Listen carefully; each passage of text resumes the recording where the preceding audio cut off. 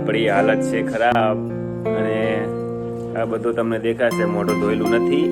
એ છે ને મહેનતનો પરસેવો છે જો અમારે અહીંયા માલ બને છે સિમેન્ટ વાળો અને આ જે દીવાલ રહી ને બધી આ રહી છે આટલા સુધી એ બધામાં ભાઈ આપણે છે ને સિમેન્ટ બિછાવવાનો છે કારણ કે અહીંયા વારે ઘરે ઘાસ ઉગી જાય છે ને તો સાપ ને વીંચીને બહુ આવે છે અહીંયા અમારા બચાવમાં બહુ પ્રોબ્લેમ છે તો ભાઈ આપણે એને સિમેન્ટ કરી દઈએ ને તો કાંઈ હોય નહીં આપણને ચિંતા ના હોય છોકરા નાના રમતા હોય કોઈક દિવસ આ ઘટના ઘટી જાય ને પછી આપણને થાય પસ્તાવો એના પહેલાં આપણે એનું કમ્પ્લીટ કામ કરી દેવું જોઈએ તો કહેવત છે ને કે ભાઈ પાણી આવ્યા પહેલાં પાર બાંધો બસ એ જ વાત છે અહીંયા તો મહેનત તો ભાઈની ખૂબ જો દાળ ચાલુ છે અને